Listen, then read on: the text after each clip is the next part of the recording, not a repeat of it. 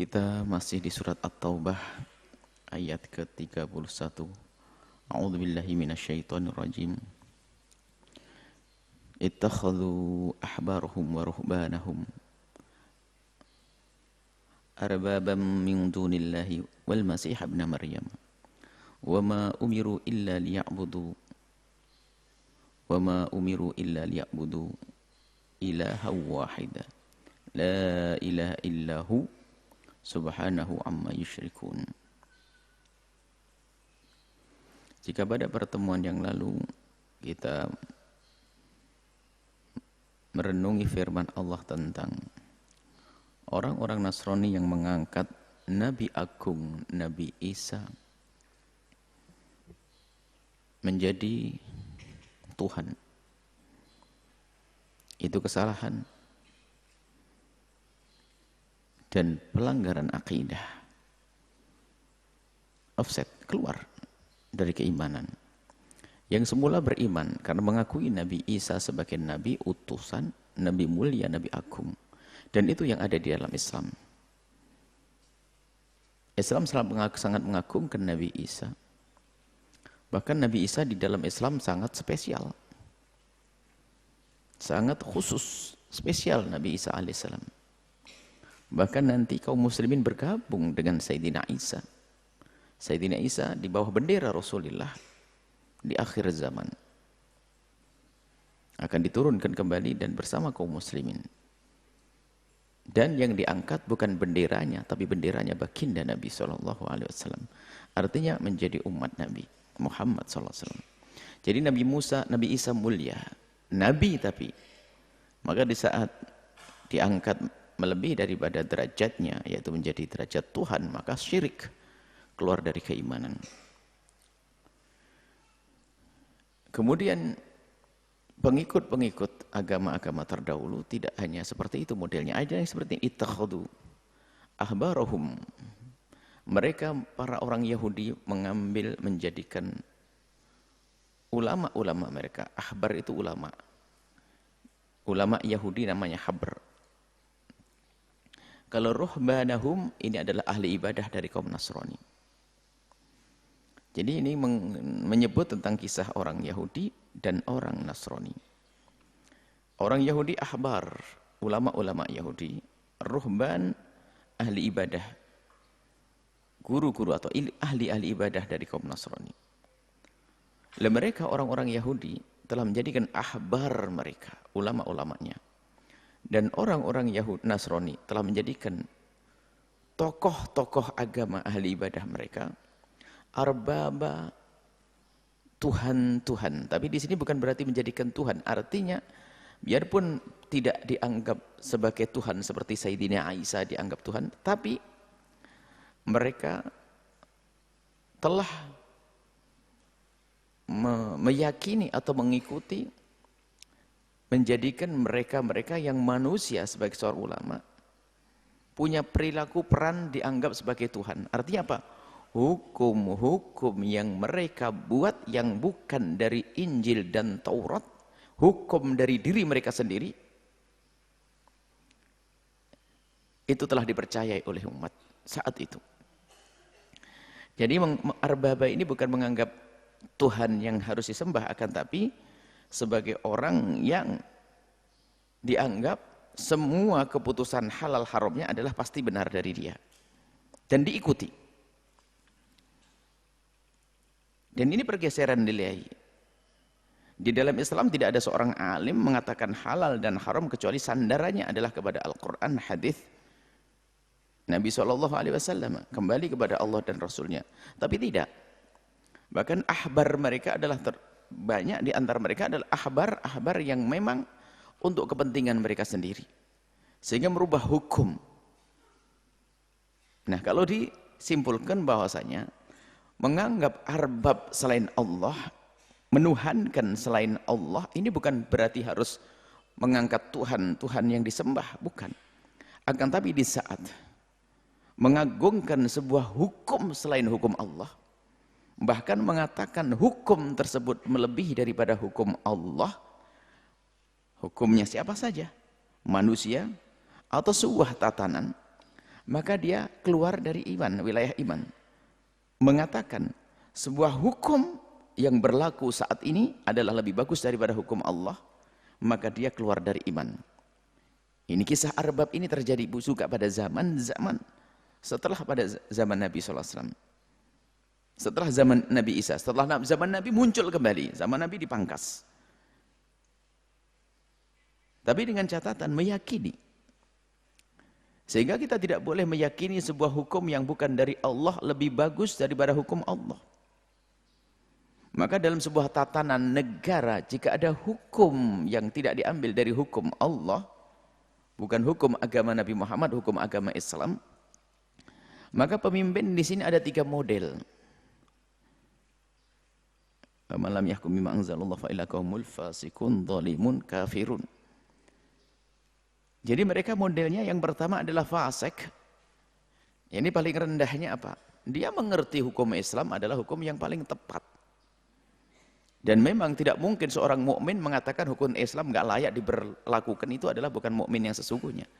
Seorang yang beriman kepada Allah yakin Allah Maha tahu, Maha bijak, mengerti tentang kepentingan, tentang apa yang diperlukan makhluknya, yang masalah untuk makhluknya. Kemudian Allah menurunkan rambu-rambu, undang-undang, yaitu melalui Nabi. Kemudian setelah itu dijelaskan oleh para ulama. Lalu kalau ada ulama tidak mempercayai ini, maka dia keluar dari wilayah iman.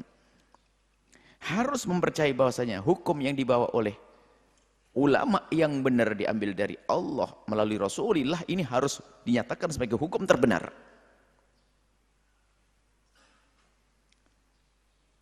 Harus, kalau mengatakan tidak, keluar dari iman. Baik. Kemudian ada ini yang keluar dari iman mengatakan bahasanya hukum selain hukum Allah ada yang lebih bagus. Kafir dia. Yang kedua adalah yang kafir mengatakan bahasanya hukum yang ada lebih bagus daripada hukum Islam. Naudzubillah. Yang kedua adalah dia meyakini bahasanya hukum Islam adalah hukum yang sangat bagus. Yang ada di dalam Islam bagus, paling benar. Kemudian di situ juga ada hukum selain hukum Islam yang berlaku. Dia mengerti yang paling bagus adalah hukum Islam, tapi dia nggak bisa berbuat apa-apa. Atau dia diam saja. Diam saja dia. Tidak mencoba untuk menerapkan hukum yang ada di dalam Islam, maka ini golongan orang fasik ya. Urusannya adalah hatinya ini khawatir rusak pada akhirnya nanti. Oh, fasik dia telah mendiamkan sebuah berlakunya hukum yang bukan hukum Islam, tapi dia masih meyakini hukum Islam adalah lebih bagus. Yang paling bagus hukum Islam. Yang ketiga, ini masih muslim orang semacam ini. Hanya disebut sebagai fasik saja. Kemudian yang ketiga adalah zalim. Zalim itu apa? Dia mengerti hukum Islam paling bagus, tapi sudah cuek. Dan ini masuk wilayah fasik, munafik juga bisa jadi di dalamnya. Dia mengerti hukum Islam adalah hukum yang paling bagus, yang paling benar. Akan tapi dia masih lebih senang menerapkan hukum di luar Islam. Itu karena kepentingan. Apakah syahwat kekuasaan yang menguasainya, atau kepentingan dunia saat ini lagi ia geluti, dan seterusnya. Tapi tidak semuanya dikatakan kafir. Sebab semuanya dikembalikan kepada keyakinan. Kemudian setelah itu ada hukum, memang tidak dinyatakan sebagai hukum Islam, tapi tidak bertentangan dengan Islam. Maka tidak dilarang. Hukum-hukum yang tidak bertentangan dengan Islam, tapi didukung oleh sesuai dengan kaidah-kaidah kebaikan, kemuliaan, kebenaran, kemaslahatan yang ada dalam Islam. Maka biarpun tidak disebut Islam, ya ini hukum Islam. Ya Islam itu mendukung segala kebaikan. Segala bentuk peraturan yang tidak bertentangan dengan Islam, biarpun itu hasil ijtihadnya sebuah instansi atau sebuah tatanan, jika itu tidak bertentangan dengan Islam, bahkan sangat didukung oleh Islam, maka itu sebetulnya hukum Islam, biarpun tidak dicetuskan oleh seorang muslim. Misalnya peraturan-peraturan yang ya memang tidak, contoh ya, peraturan-peraturan lalu lintas dan yang sebagainya. Itu kan tidak perlu pakai label Islam, memang itu demi kemaslahatan. Ya jangan nanti oh, lampu merah jangan apa, nggak boleh berhenti, saya lewat saja. Anda melanggar ini kemaslahatan kok. Jangan mentang-mentang menerapkan syariat Islam, nggak ada ini Quran hadisnya, oleh Anda ini kurang ajar. Biarpun yang buat itu bukan seorang alim, tapi kan Pak Polisi. Pak Polisi lebih tahu tentang rambu-rambu yang dibuat di pantai, di laut. Jangan dekat ini, berbahaya. Nggak usah sombong. Hah, larangan apa ini? Nggak ada Qurannya, nggak ada hadisnya. Ini ya Anda nih masuk telan laut lain. Jadi begitu cara memandang syariat. Tidak bertentangan dan bisa diterapkan. Biarpun mereka tidak label Islam. Jadi berbeda ini. Jangan sampai kita itu, memang di sini ada dua kutub yang menolak syariat Islam, ya. Tapi sisi lain yang mencoba menerapkan syariat Islam ini tidak mengerti luasnya syariat Islam dan agungnya syariat Islam. Sehingga apa? Seolah-olah syariat Islam hanya sempit seperti itu sehingga orang susah berbuat. Padahal Islam diturunkan oleh Allah untuk semua bangsa, semua suku, artinya Islam harus menyelesaikan semuanya. Jadi kegagalan seseorang di dalam memahami syariat Islam itulah yang menjadikan orang tidak paham kalau Islam itu luas. Sehingga menganggap Islam itu gak bisa diterapkan dalam setiap zaman. Oh itu salah. Islam sangat bisa diterapkan setiap zaman, termasuk mukjizat. Allah untuk Nabi Muhammad, mukjizat Nabi Muhammad dari Allah namanya Al-Quran, itu akan sesuai setiap zaman dan setiap tempat. Itu Al-Quran diturunkan bukan untuk pada zaman Nabi saja, bukan zaman sahabat, akan tapi sampai zaman ini. Lalu itu luasnya Islam. Jadi jangan sampai ada yang berkata bahwasanya Islam tidak berlaku di Indonesia, Islam tidak berlaku di Amerika. Islam berlaku di semuanya, di semua tatanan. Karena Islam mengatur semuanya. Sebab yang menurunkan Islam adalah Allah yang tahu semua makhluknya, dan tidak ada semesta ini kecuali makhluk Allah Subhanahu wa taala. Maka di saat ada orang membuat satu peraturan halal haram, sesuatu yang dihalalkan oleh Allah lalu diharamkan, lalu kalau kita percaya kita telah menjadikan dia seperti arbab. Halal haram, maka merubah sesuatu yang halal kok jadi haram, so haram jadi halal oleh seorang tokoh, maka nggak boleh kita dengar. Kalau kita patuh, kita termasuk menjadikan dia arbab. Mematuhi tokoh yang dia salah, sudah tahu jelas-jelas haram, dia katakan halal, nggak boleh kita ikuti. Nah kalau kita ngikuti orang-orang seperti itu, maka kita termasuk ittakhadhu ahbarahum, ngikuti ulama-ulamanya yang sesat, yang haram jadi halal, nggak boleh. Modelnya kayak begini.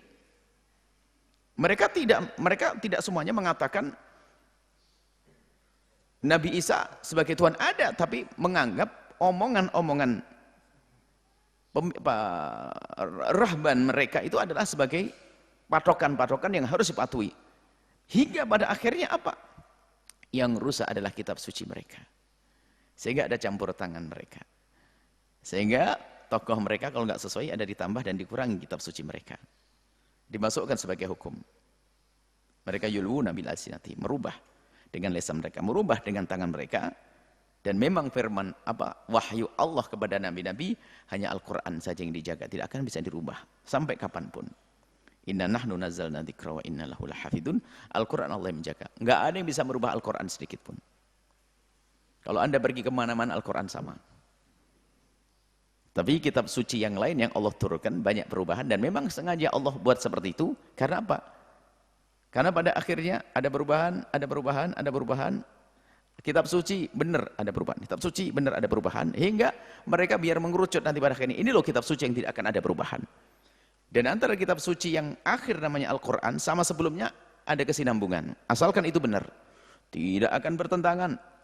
Ajaran Injil dengan Al-Quran, asalkan Injil yang benar, tidak akan bertentangan. Ajaran Taurat dengan ajaran Al-Quran, kalau itu Taurat yang benar.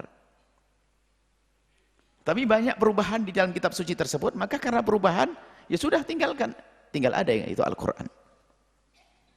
Seperti itu. Nah ini min dunillahi. Jadi mereka menganggap omongan-omongan tokoh-tokohnya ini sudah seperti omongan Tuhan.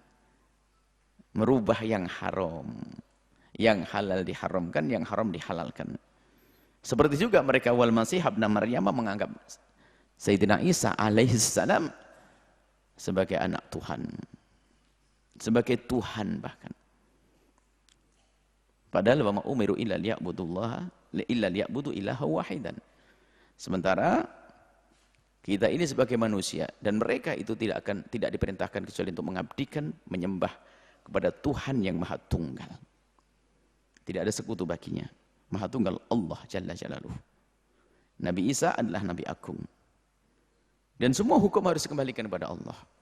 Melalui Rasulullah, melalui ulama Rasulullah SAW. Kalau umat Islam. Kalau umat sebelumnya kembali kepada Nabi. Dan pengikut setia yang jujur dari pengikut Nabi tersebut. La ilaha illahu, tidak ada Tuhan selain Allah. Subhanahu maha suci Allah. Amma yusyrikun, dari apa yang mereka sekutukan. Allah jauh dari apa yang mereka dakwakan. Mereka mengatakan Uzair anak Tuhan. Mereka mengatakan, orang Nasrani mengatakan Isa anak Tuhan. Itu adalah Allah jauh daripada itu semuanya. Allah Maha Tunggal. Tidak beranak dan tidak diberanakkan. Yuriduna ayyudfi'u nurallah. Dan mereka memang setiap masa ada sekelompok orang yang menuhankan selain Allah. Ada. Atau dia tidak menuhankan selain Allah, akan tapi mencoba merubah hukum Allah. Dengan kalimat-kalimat yang kadang Masya Allah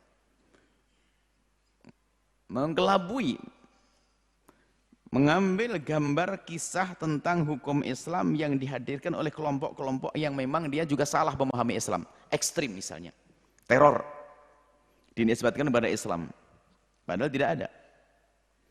Kemudian ditanding dengan hukum buatan manusia, ini kan palsu atas nama Islam tapi nggak benar.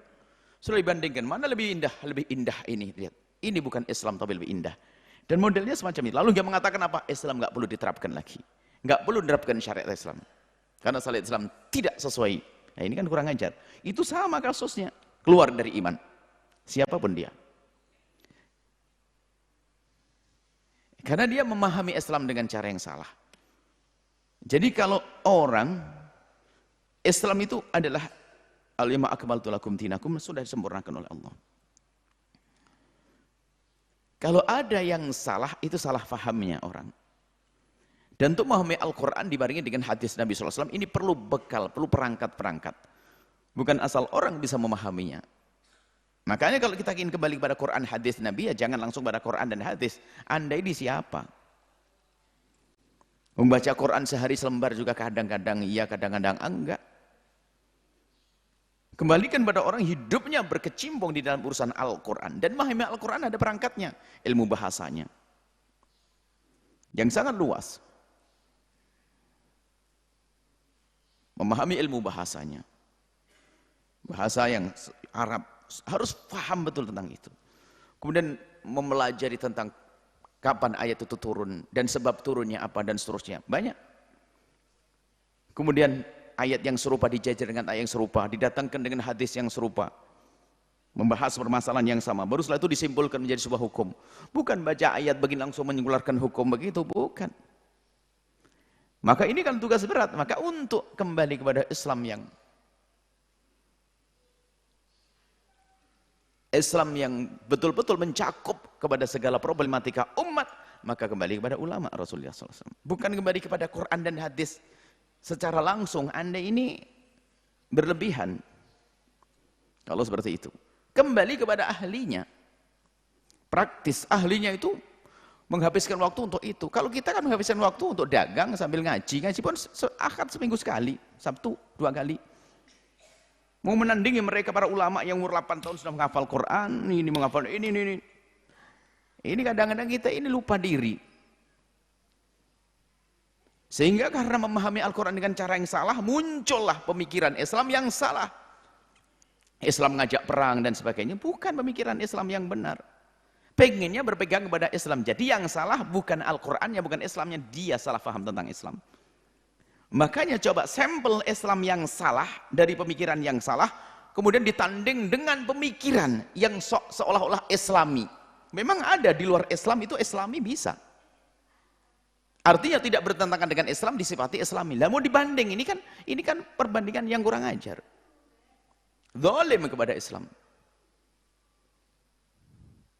Nah, beginilah cara orang untuk meredupkan cahaya Islam itu dengan cara semacam itu. Diambil sampel-sampel Islam. Nah, ini kan gayanya orang-orang orientalis sana. Islam yang diangkat adalah tidak disebutkan sebabnya, diangkat kisah potong tangan, penggal leher, rajam, cambuk. Nggak sholat, bunuh. Loh, semuanya kan ada ceritanya. Orang dipotong tangannya karena nggak amanat kok. Dihukum kisos karena dia membunuh kok. Ada yang berani mengatakan hukum kisos tidak adil.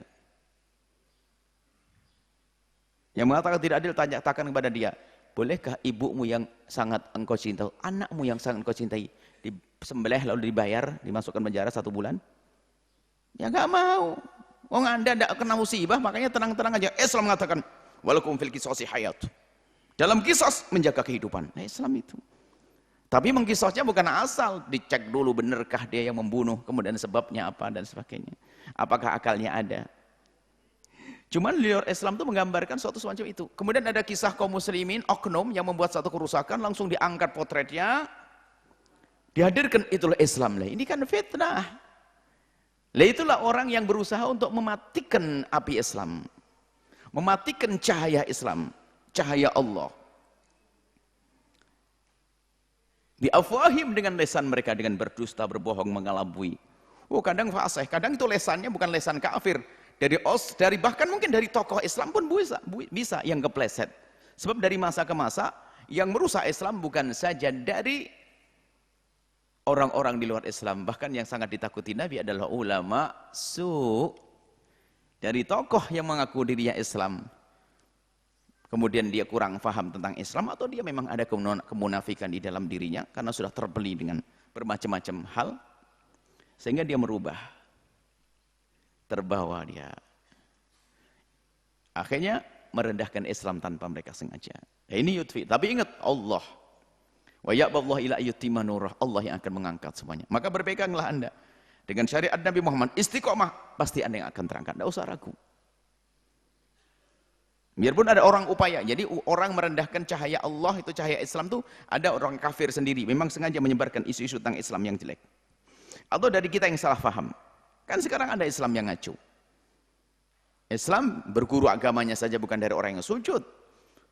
Kembali menampilkan Islam yang akhirnya muncul kutub ekstrim. Ekstrim itu bukan. Akhirnya muncul Islam yang keras sekali. Keras. Dikit-dikit kafir, perang, gulet, ngebom. So ini tidak bagian daripada itu. Yang satu adalah lentur kayak tidak punya akidah. Semua agama sama. Nah, kalau semua agama sama nggak perlu kita ngajak orang masuk Islam sama kok. Biarin ya kan begitu. Mana dakwah, mana semangat. Nah, ini dua kutub kesesatan. Kita tegas, yang kafir kita katakan kafir, tapi kita tetap berhubungan baik dengan mereka selagi itu tetangga kita. Itu akidah kita. Wa ya'ballahu illa yutimma nurah. Allah nggak mau kecuali cahaya kebenaran harus terus naik. Jangan khawatir. Kalau kita berpegang dengan syariat Nabi Muhammad dan serius akan menemukan kejayaan. Walau karihal kafirun, biarpun orang kafir dan bagundal-bagundalnya dari orang Islam yang terpengaruh, terbeli, terbedaya atau munafikin akan selalu menghalangi. Walladzi arsala rasulahu bil huda wa dinil haqqi. Allah yang mengutus utusannya dengan membawa kebenaran, hidayah dan agama yang benar. Kita yakin dengan Allah, biarpun agama Islam kan pernah kita isu-isu di Indonesia katanya syariat tidak perlu dan sebagainya. Itu kan isu-isunya orang yang tidak mengerti Islam itu. Kalau dia ada iman dan yakin dengan agamanya, yang agamanya itu berlaku untuk setiap zaman dan setiap tempat, nggak mungkin dia mengatakan seperti itu. Kan pernah isu beberapa waktu yang lalu adalah nggak perlu kita menegakkan syariat Islam. Loh, menegakkan syariat Islam itu jangan dianggap berperang. Itu loh salah paham. Jadi kalau orang menegakkan syariat Islam, ini menegakkan syariat Islam, saya ngomong ceramah, ini menegakkan syariat Islam. Ayo, benar sama suamimu, benar sama istrimu, sholat di rumah, jangan bohong. Ini nggak syariah. Lah kok nggak syariah nggak boleh itu gimana sih? Hukum-hukum Islam nggak perlu. Loh, naudzubillah. Kalau hukum Islam nggak perlu, hukum apa yang mau dipakai? Berarti seolah mengatakan hukum Islam nggak berlaku di negeri ini, keluar dari iman. Kita beberapa waktu yang lalu ada model-model orang semacam itu. Dan itu setiap zaman ada. Zaman cucu Anda juga ada model manusia itu, tapi jangan itu cucu Anda. Insya Allah cucu Anda orang selamat. Ada setiap zaman tuh ada. Orang munafik ada kok dari setiap masa. Dan memang begitu dunia itu ada siang, ada malam. Ada orang baik, ada orang jelek. Anda dipilih menjadi orang baik, ada orang dijaga oleh Allah jadi orang jelek. Baik, seperti itu. Wa dinil haqqi, dengan membawa agama yang benar, yudhirahu 'ala dini kullihi, agar ini untuk ditampakkan oleh Allah bahasanya agama Islam ya'lu wa la yu'la alaihi, agama Islam tinggi. Maka jangan sampai ada yang mengatakan agama Islam tidak perlu diangkat. Bukan yang tertinggi atau disamakan dengan agama lain, keluar dari iman. Agama Islam agama yang terbagus, paling benar. Membawa Islam bukan saja mengajarkan akidah, Nabi mengajarkan hidup berkeluarga, hidup bermasyarakat, hidup bernegara, hidup di dunia yang benar, hidup di akhirat yang benar. Sampai urusan buang air saja diajarkan dengan cara yang baik, mendahulukan kaki kiri, membaca doa dan seterusnya. Hubungan suami istri, makan semuanya sempurna sekali. Dan Allah yang akan menampakkan bahasanya Islam adalah ya'lu wa la yu'la alaihi, maha tinggi, sangat tinggi dan tidak ada yang meningginya lagi. Akan tampak Islam, dan Anda harus yakin itu. Itu orang-orang yang keluar dari iman, orang-orang di luar Islam yang membenci Islam akan selalu ada. Boleh dari zaman Nabi ada, zaman Sayyidina Abu Bakar ada, zaman Sayyidina Umar ada, zaman Sayyidina Uthman dan Ali, Sayyidina Ali ada, semuanya ada. Setiap masa itu ada. Kenapa dibuat seperti itu oleh Allah? Karena Allah ingin melihat mana, Allah ingin mengangkat dari hamba-hambanya yang kuat imannya akan terangkat tinggi. Agar ada amar ma'ruf nahi munkar, agar ada jihad. Walau karihal musyrikun, biarpun orang-orang musyrik tidak setuju. Orang yang tidak beriman kepada Allah dan Rasulnya tidak akan senang jika Islam diangkat, jika Islam berjaya, jika Islam tinggi. Habis, tidak mau mereka. Sehingga mereka membuat data-data palsu, bohong, memfitnah Islam. Fitnah Islam ada di mana-mana. Khususnya di saat muncul, lihat saja. Kalau ada muncul kejahatan yang semacam teror, yang mengganggu ketentraman sebuah negara, jika dilakukan oleh oknum Islam, itu lihat hebohnya luar biasa. Sebenarnya ada kebencian mereka pada Islam. Nih Islam melakukan ini, mau diangkat maksudnya agar digambarkan Islam. Nah, saya tidak ngebom kok. Itu kan mukul rata, itu kan kurang ajar. Mengangkat satu gambar, satu sampel Islam, pengeboman untuk disebarkan bahwasanya Islam itu seperti itu, lihat. Akhirnya dibuat karikatur Nabi Muhammad adalah seorang berjenggot, ada bom di sini, nyala lagi gambarnya. Kurang ajar. Tapi kalau ada kisah teror dari agama apapun, pokoknya selain Islam ya ini oknum individu, nggak usah dibawa-bawa, sudah selesai, dihukum, selesai. Kalau Islam nggak diangkat, ini loh Islam, wah seolah begitu. Padahal umat Islam sendiri juga mengutuk kejadian-kejadian semacam itu. Islam juga nggak senang dengan kejadian semacam itu. Bahkan agama-agama selain Islam itu dari orang yang insaf pun juga menerima itu. Dia mengerti Islam itu seperti itu ada. Seperti kisah di Switzerland, bukan orang Islam yang melakukan, tapi orang insaf yang mengaku ini bukan. Ada orang yang melakukan semacam itu, ya dihukum, dikutuk. Dikutuk. Bahkan kejadian yang dilakukan orang Islam, mereka ada yang paham di luar Islam. Orang di luar Islam paham itu adalah oknum.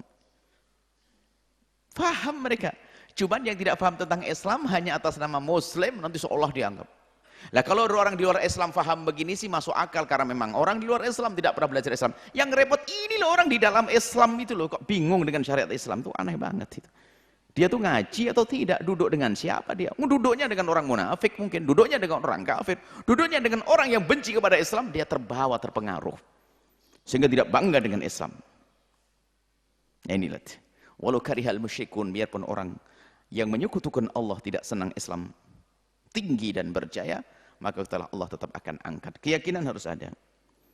Tinggal apakah kita dipilih oleh Allah menjadi pejuang kejayaan atau menjadi penghancur Islam. Semoga Allah memilih kita sebagai pejuang kejayaan Islam, akan berjaya. Jangan khawatir tentang itu semuanya. Dan perjalanan kita panjang. Kita bukan hanya hidup di dunia. Kalau bicara kisah di dunia, Sayyidina Umar terbunuh, Sayyidina Ali terbunuh. Ayo. Sayyidina Utsman dipenggal leher, terbunuh. Apakah itu berarti gagal beliau? Oh, tidak. Hidup di dunia kan berbatas. Mereka mati syahid, mulia. Apakah kalau kita berkata, wah, presiden aja nggak bisa mengamankan negerinya, ini kan melecehkan Islam. Buktinya seorang khalifah sampai dipenggal lehernya, terus dia ngapain? Ini kan ada upaya begitu. Kita kembali kepada ajaran Nabi Muhammad SAW yang sempurna. Tidak ada kurang sedikit pun. Kalau ada kurang, karena salah pahamnya kita, atau kita memang tidak tahu tentang Islam. Itu saja. Islam akan diangkat oleh Allah, ditinggikan oleh Allah. Dan cahaya Islam akan terus menyala. Biarpun orang kafir itu tidak senang. Biarpun orang-orang musyrik itu adalah tidak senang. Wallahu a'lam bishawab.